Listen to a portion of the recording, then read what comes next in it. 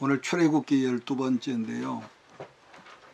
구원은 하나지만은 부르심의 소명, 사명은 다르다 하는 말씀으로 오늘 말씀을 간략하게 말씀의 떡을 나누겠습니다. 출애굽기 오늘 본문 성경에서 보면은 공적으로 첫 번째 이적을 행하는 사람은 모세가 아니고 아론이라고 이렇게 성경은 말씀합니다. 구절을 보면은 바로가 너에게 이르기를 너희는 이적을 보이라 하거든 너는 아론에게 명하기를 너희 지팡이를 가져 바로 앞에 던지라 하라 그것이 뱀이 되리라 이렇게 말씀합니다.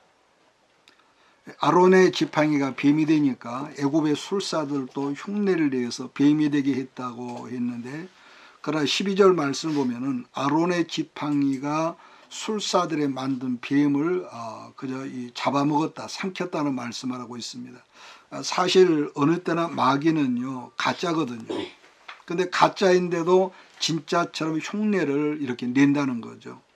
대표적으로 요한계시록 성경을 보면은 사단 마귀가 마치 하나님인 것처럼 하나님의 흉내를 내고 있는 여러 장면들이 있는 걸 보는데, 오늘날도 진짜와 너무 비슷하지만은 진짜가 아닌 것을 사이비 집단 혹은 이단이라고 이렇게 말하거든요. 그러니까 대표적으로 하나님의 존재를 삼위일체라고 말하는데 성부, 성자, 성령 하나님.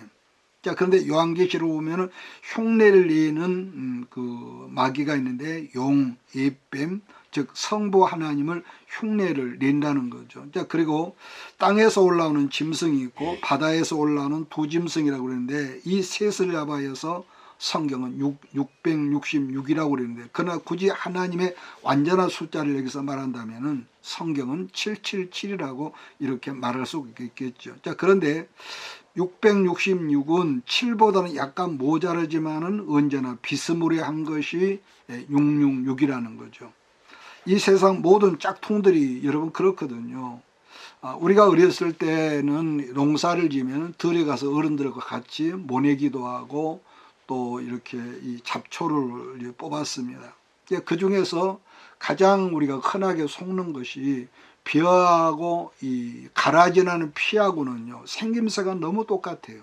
이것은 전문가가 아니면은 그걸 분별을 못합니다. 근데 오직 그걸 분별하는 방법이 하나 있는데, 햇빛에 그 이 벼 이파리하고 이 가라지 피 이파리하고 비춰보면은요 거기서 확연히 이 분별이 되거든요. 그러니까 이렇게 자세히 살펴보면 분명히 진짜가 아닌데도 그냥 보면은 가짜가 진짜처럼 보인다는 말인데, 그래서 마귀는 성경은 뭐랍니까? 거짓말쟁이, 가짜라고 하는 거죠. 자, 오늘 본문에서도 아론이 이 지팡이를 던졌더니 뱀이 되었는데 애굽 술사들도 똑같이 요술로 흉내를 냈다고 그랬습니다. 그런 일들이 지금도 이집트에서 있다고 그러는데, 여행을 하고 온 분들 말을 들어보면은요 이집트의 그 성경에 나오는 뱀이라 코브라 아닙니까? 그런데 길거리에서 장사를 하는 그 이집트 사람들이 어떻게 하느냐면은 코브라를 기절을 시킨대요. 그럼 멀쩡한 뱀이 막대기처럼 이게 팍팍 서 있다네요. 전혀 감각이 없대. 그러다가 기절한 것을 풀어놓으면은 다시 그렇게 깨워놓으면 무서운 뱀이 되어야 되는데, 성경은 요술사가 그 당시에 그렇게 했다는 거죠. 그처럼 겉모양을 흉내를 낼 수 있지만 결론은 오늘 뭐라고 하냐, 아론의 지팡이가 요술사의 지팡이를 뱀을 삼켜버렸다고 그랬습니다. 일반적으로는 여기서 우리가 한 가지 오늘 짚고 넘어갈 것은, 모세에게만 지나치게 우리가 포커스를 맞추기 때문에 우리는 생각하기를 모세는 봉가지고 아론은 격가지다 이렇게 생각하는데, 절대로 그것이 아닌 거죠. 분명한 것은 모세도 모세의 부르심이 있었고 아론의 부르심도 이렇게 있었다는 거죠. 마찬가지로 우리들도 하나님이 여러분과 나를 부르실 때에 예를 들면 아버지 딸 아들 따로 부르셨고 남편 딸 아내를 따로 부르셨다는 점을 잊지 말아야 합니다. 그러니까 구원받는 것은 동일하지만 부르심의 내용은 이렇게 다르다는 거. 왜냐하면 모세와 아론은 부르심도 달랐고 사명도 달랐기 때문에 우리들도 마찬가지로 자기를 부르신 자기 인생을 살아갈 때에 형통하고 어긋나지 않는다는 거죠.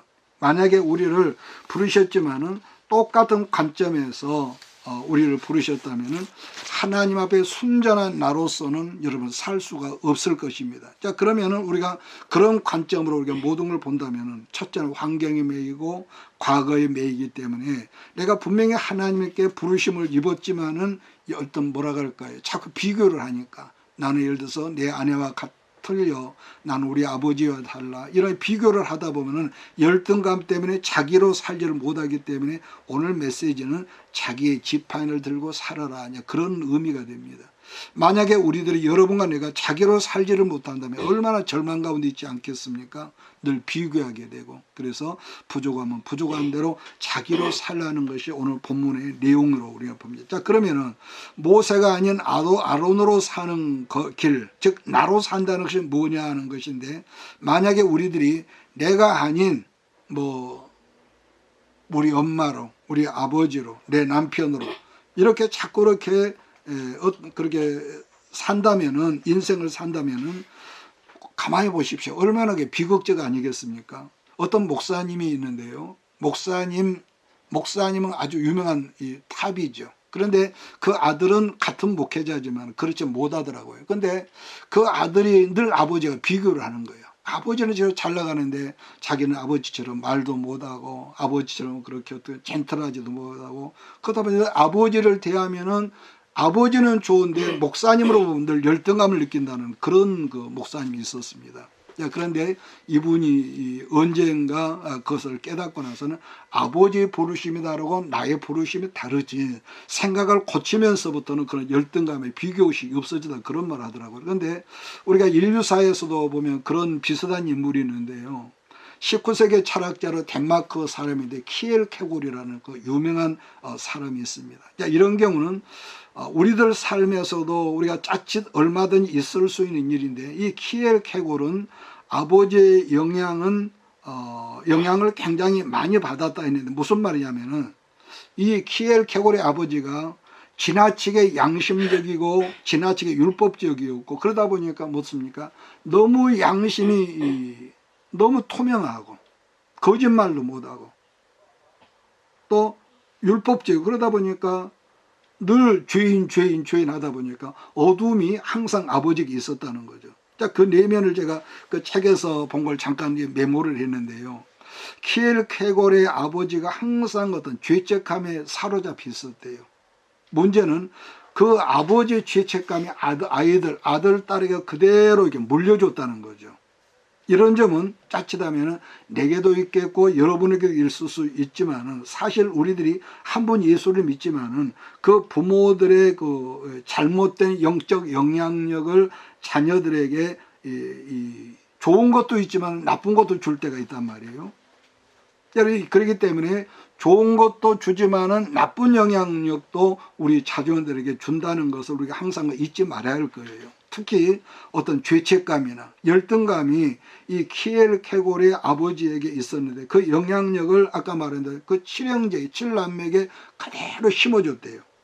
그 내용을 보면은 그 키엘 케골의 아버지가 아이들이 어렸을 때부터 항상 입에 달고 살던 말이 뭐냐면은, 자기는 범죄로 말미암아 저주를 받은 인생이기 때문에 너희들, 우리 자녀들 역시 예수님처럼 33살이 되기 전에 전부 다 죽을 거라고 그랬다는 거예요. 그러니까 어쩌다가 그런 말을 한 번 했다 모르는데, 어린 아이들에게 33살이 되기 전에 전부 다 죽는다는 말을 아버지 입에 달고 살았다면 아이들이 얼마나 여러분 힘들지 않았겠습니까? 그래서 아버지가 항상 예배 시간에 한다는 말이, 우리는 저주받은 가정이다. 저주받은 가정이다. 우리 예수님이 오신 것은 우리의 모든 저주를 풀어버리려고 오셨는데, 그래서 성경을 우리가 바로 알지 못하는 것이 이게 참 비극인데, 그래서 아버지가 왜 그런가를 키엘 케골이 장성한 다음에 그 이유를 나중에 알게 되었다고 그러는데요. 키엘 케골의 아버지가 첫 번째 결혼을 했는데 그 아내가 2년 만에 죽었다고 그랬습니다. 그리고 두 번째 아내가 키엘 케골의 어머니고 이제 7남매를 낳았다고 그랬거든요. 그런데 그 내용을 보면은 첫 번째 아내가 큰 중병이 있을 때 간병인으로 지금 그 엄마가 그 아내의 집으로 온 거예요. 자, 그런데 첫 번째 아내가 병들어 있으니까 간병인으로 들어온 여자와 이렇게 건강한 남녀 간에 이렇게 뭐가 있었던 모양, 관계가 있었던 모양이에요.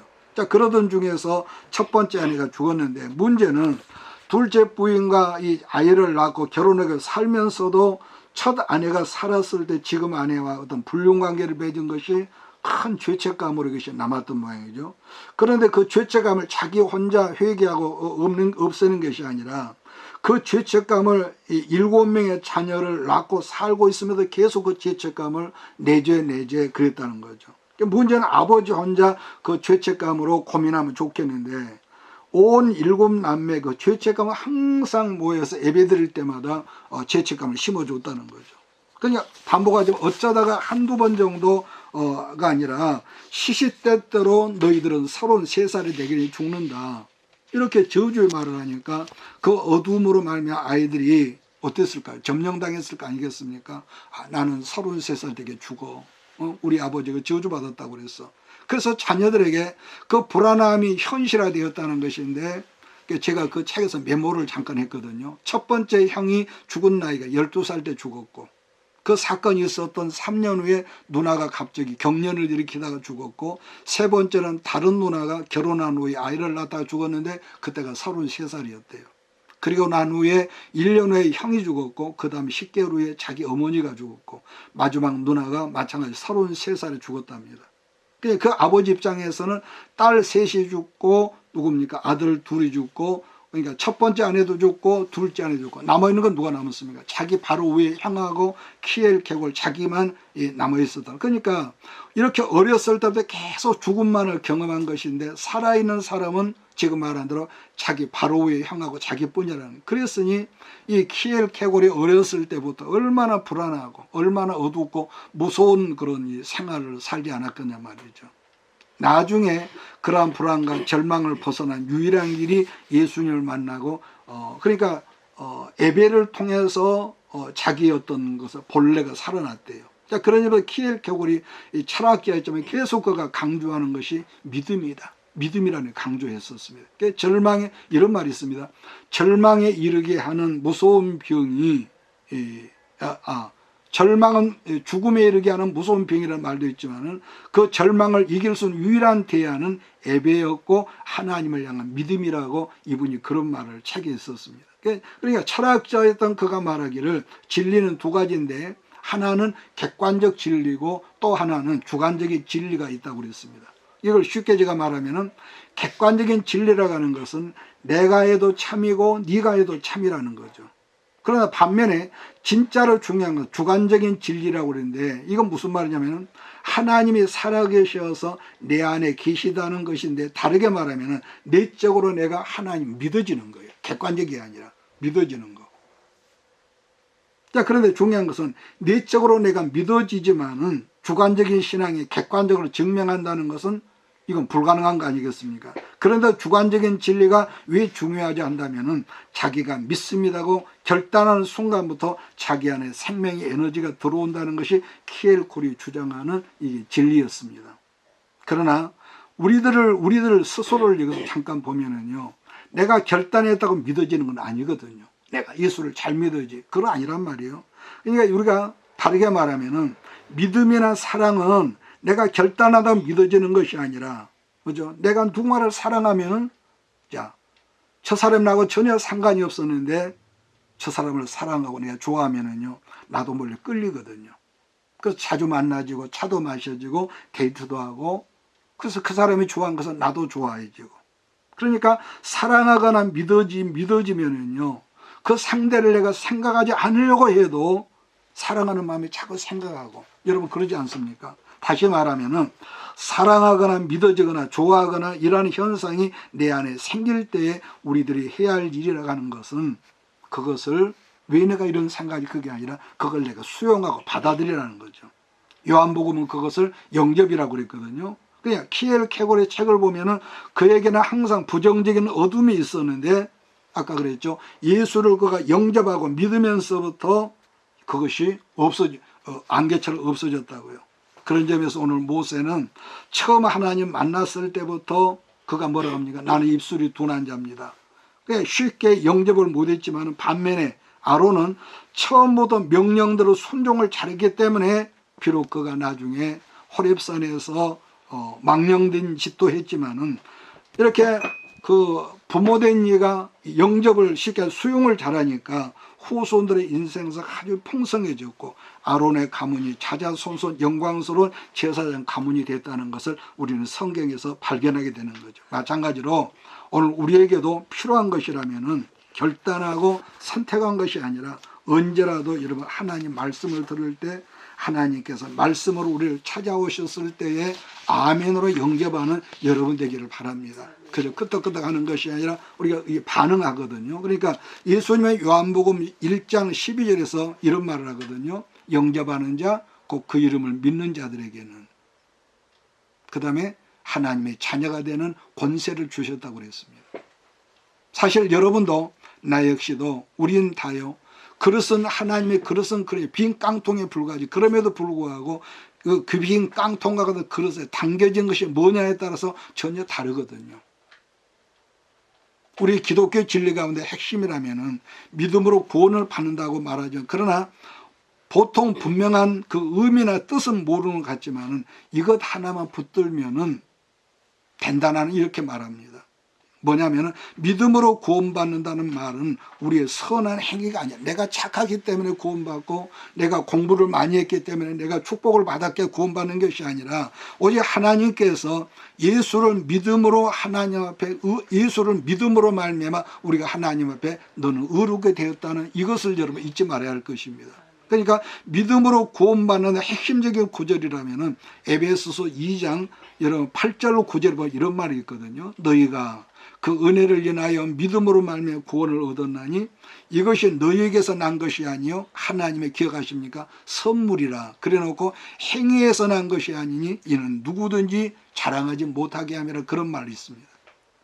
그러니까 지금 제가 읽은 말씀을 보면은 은혜와 믿음 둘 다 중요하게 말하고 있지만은 우리들이 구원을 받은 직접적인 것은 하나님의 은혜로 말미암지만은 우리의 믿음은 선택과 결단이 아니라 아까 뭐라죠? 하나님의 선물이라고요. 그렇기 때문에 우리는 자랑할 것이 없고 우리는 아멘으로 받아들인 것뿐이라는 것을 여러분 우리가 늘 생각해야겠죠. 그러니까 아론의 강점을 다시 한번 여기서 설명한다면 오늘 제가 간단히 이거 끝내겠습니다. 다시 한번 본다면은 말씀도 받아들이고 사명도 받아들이고 명령하심도 다 받아들였듯이 오늘 여러분들도 이렇게 잘 받아들이는 주의 그릇들이 되기를 주의로 부탁을 합니다. 왜냐? 하나님을 우리가 받아들이면은요, 나도 모르게 거기에 능력이 있고 거기에 어떤 생명력 역사가 있거든요. 그러면 우리가 잘 받아들이려면은 우리의 모습이 어떤 모습이 하는 걸까? 여러 가지가 있겠지만 잘 받아들이려면은 첫째가 있습니다. 이건 여러분도 똑같고 나도 똑같습니다. 사람이라 고집이 없는 사람이 없지 않습니까? 그러니까 자아가 깨어지지 않으면 절대로 안 된다는 거. 왜냐? 자기 자아가 강한 사람의 특징은 용납이 안 되거든요. 자기 어떤 상식에 맞지 않으면. 그러다 보면 자기를 주장을 하기 때문에 하나님을 받아들이려고 하지 않고 어찌하든지 자기를 보호하려고 보호막을 치는 이런 이 단점이 있습니다. 따라서 우리는 언제나 하나님 말씀 앞에 마음으로 활짝 열어야 한다는 것은 왜냐? 마음을 열지 않으면은요, 말씀이 들어오질 않습니다. 그렇기 때문에 여러분과 내가 깨져야 한다는 것, 혼이 깨어져야 한다. 내가 죽어야 한다는 말은 우리가 요한계시록 보면 그런 말 있지 않습니까? 내가 문 밖에서 문을 두드린다. 누구든지 내 음성을 듣고 문을 열면 그는 나로 더불어 산다는 그런 말이 있습니다.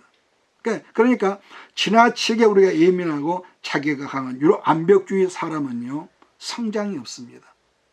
성장이 없어요. 예수님의 씨 뿌리는 비유 중에서 길과 같은 밭, 돌밭, 그리고 가시가 우거진 땅에서는 성장도 성숙도 없지만 그 모든 것이 기경되고 파쇄되어 옥토가 되면은 100배까지 열매를 맺는다는 그런 말씀을 여러분 하셨거든요. 그러므로 모든 신앙의 필수라고 하면은 잊지 마십시오. 어떤 여러분 기도할 때, 말씀을 들을 때, 읽을 때 어떤 필이 오면은 아멘으로 그것이 하나님의 사인이라고 붙잡고 영접하고 받아들이는 그런 마음이기를 난 여러분에게 부탁을 드립니다. 그래서 예수 믿는 크리스찬 가운데 요즘에 제가 읽은 그 책 중에서요, 아주 멋진 한 사람을 제가 봤는데요, 중국 사람이에요.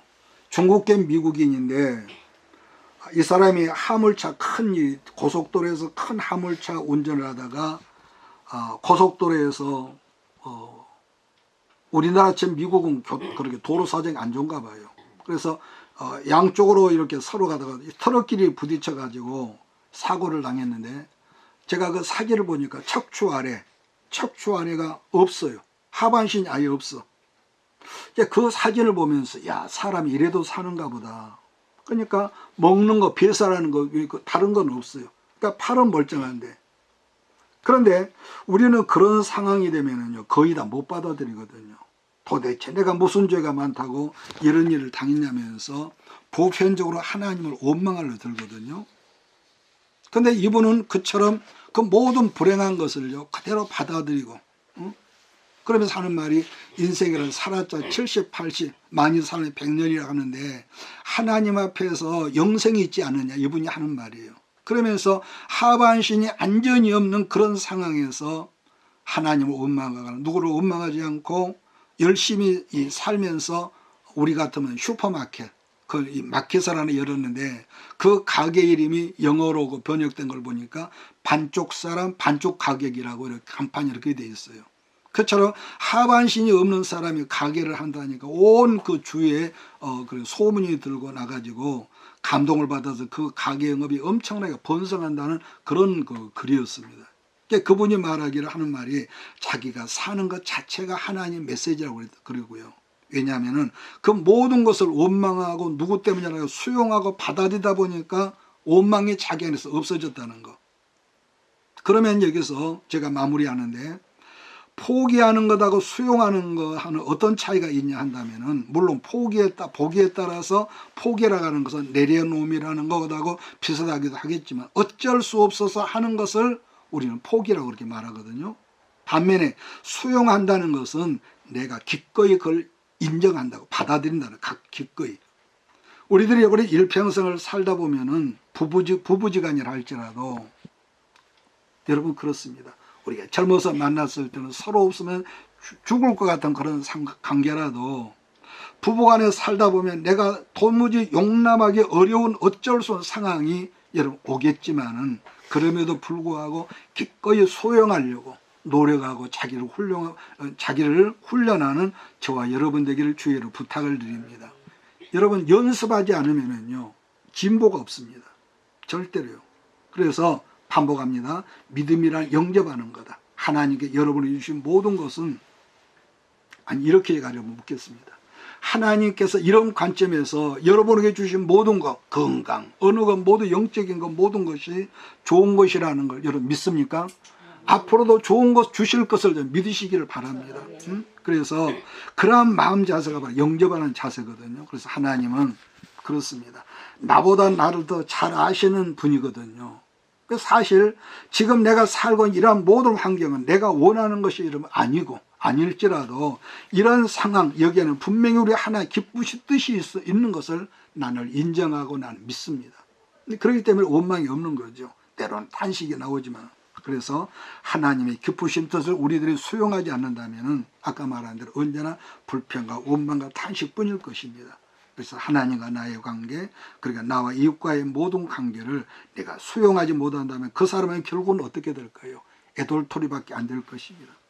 자, 30여 년 전인가요? 우리가 흔히 불렀던 그 복음 찬양 그 가사 중에서 이런 노래가, 여러분 기억할 거예요. 하나님은 실수하지 않으신다네.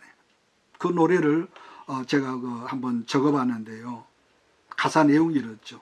내가 걷는 이 길이 혹 굽어드는 수가 있어도, 내 심장이 울렁이고 가슴 아파도 내 마음속으로 여전히 기뻐하는 까닭은 하나님은 실수하지 않으심일세.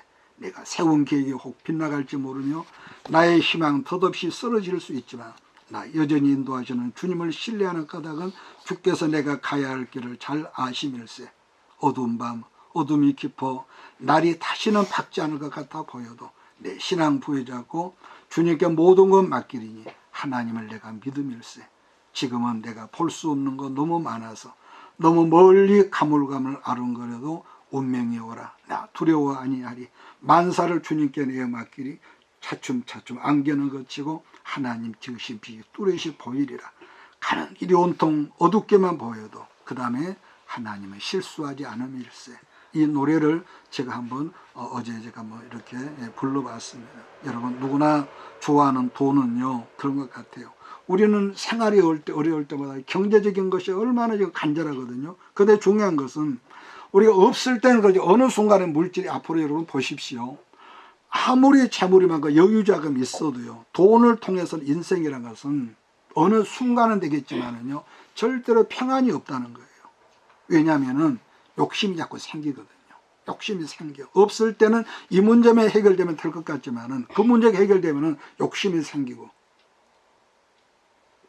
그래서 물질로는 우리가 풍요한 건 좋지만은 절대로 평안이 없다. 그래서 솔직히 여러분 우리 안에 여러분 생명이나 우리 안에 사랑이 여러분 있다고 보십니까? 로마서 5장을 보니까 성령으로 말미암아 하나님의 사랑이 우리 마음에 부은바야 됨이니 그런 말씀이 있었습니다. 그걸 우리 예수님은 내가 주는 평안은 세상과 다르다는 그런 말씀을 했거든요. 늘 제가 말해야죠. 우리는 그릇에 불과합니다. 사실 그릇이라고 하는 것은 늘 비어있기 때문에 오직 뭔가를 받아서만 풍성해지는 거. 그러니까 어떤 사람은 마귀 역사를 받아들이고 그러죠. 어떤 사람은 늘 하나님 역사를 받아서 풍성해지는 거죠. 나의 부모가 세상에 없는 탁월한 지팡이, 능력의 지팡이를 가졌다고 할지라도 그 지팡이는 아론이 그랬던 것처럼 하나님께 직접 아들에게 아들, 딸에게 주심을 여러분 믿으시기를 바랍니다. 그래서 지금까지 성경을 보면 하나님 그 사람에게 예배하신 축복은요 자판기처럼 꾹 누르면은 튀어나오는 것이 아니라 가장 중요한 이 말씀 하나 끝내겠습니다. 하나님 앞에 오래 머물러 있을 때라는 것이었습니다.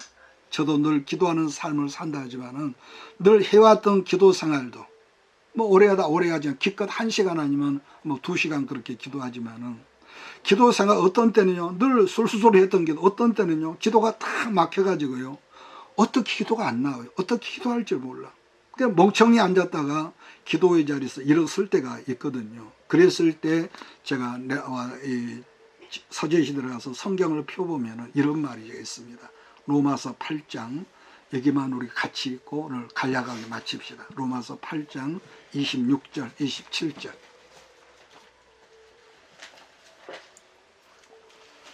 로마서 8장 26절 찾아서 우리 같이 보겠습니다. 시작. 이와 같이 성령도 우리 언약함을 도우시나니 우리가 마땅히 빌바를 알지 못하나 오직 성령이 말할 수 없는 탄식으로 우리를 위하여 친히 강구하시느니라. 마음을 감찰하시니가 성령의 생각을 아시나니 이는 성령이 하나님 뜻대로 성도를 위하여 강구하시니라. 여러분 반복하지만은 내가 여러분이 주 앞에 머물러 있을 때 성령의 말할 수 없는 탄식의 중보기도가 하나님 앞에 있다는 이런 말씀 아니겠습니까? 그럴 때 기도는 하는 기도가 아니라 듣는 기도라고 하죠. 듣는 기도. 얼마 전 미국 영화 하나를 제가 봤는데 어떤 이 젊은 청년이 대학생인데 연애를 하고 싶은 거예요. 여자친구를 좀 만들고 싶어. 그런데 정작 상대를 만나면은 이 사귀지를 못하는 거예요. 그러니까 좋아하던 여자에게 다가가면은 여자가 떠나가고 이게 자꾸 한 번 두 번이 되풀이 되니까 얼마나 좌절낙심을 하다 하루는 우연히 연애 코치를 봤는데 그 내용이 이랬습니다. 이 다음에 우리 성호도 크면 연애할 때 참고를 했으면 좋겠어요. 코치가 연애 코칭을 하는데 네가 여자를 사귀고 싶고 여자를 포옹하고 싶다면은 상대가 아무리 좋게 보여도 여자에게 80%만 다가가라. 이분이 그런 말을 해요. 아무리 상대가 좋게 보여도 네가 여자를 먼저 껴안으면 안 된다. 그러면 어떻게 하냐 하니까 절대로 80%에 다가가지 말고 오직 여자가 80% 앞에까지 거기까지 가서 여자가 너를 붙들면은 그때 힘껏 안아줘라. 그렇게 해서 코칭을 받고 나서 이 청년 대학생이 성공하는 연애하는 그런 스토리였는데요. 그런데 그 가만히 생각해 보니까 그 방법이 하나님과 우리 관계도 똑같다는 생각을 제가 해봤거든요.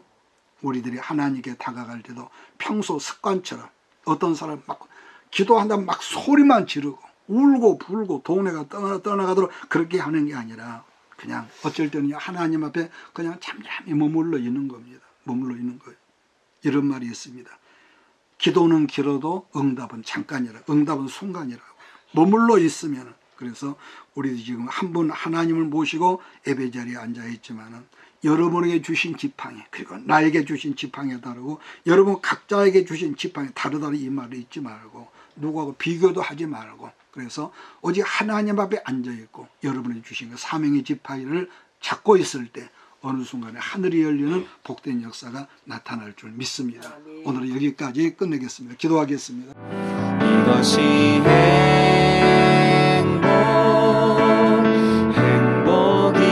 행복이라오.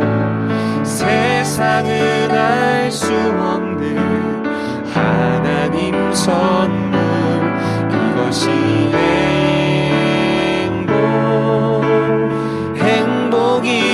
행복이라오.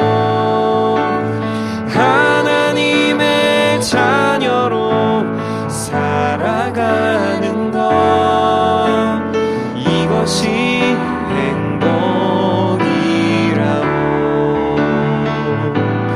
이것이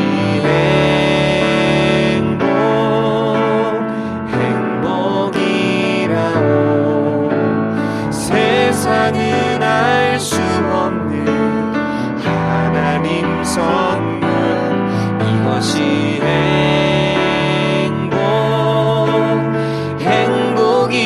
행복이라오.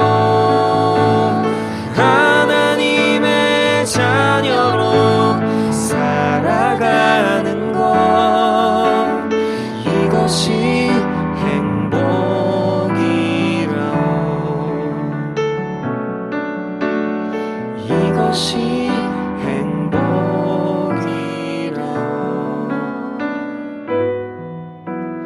이것이 행복이라오.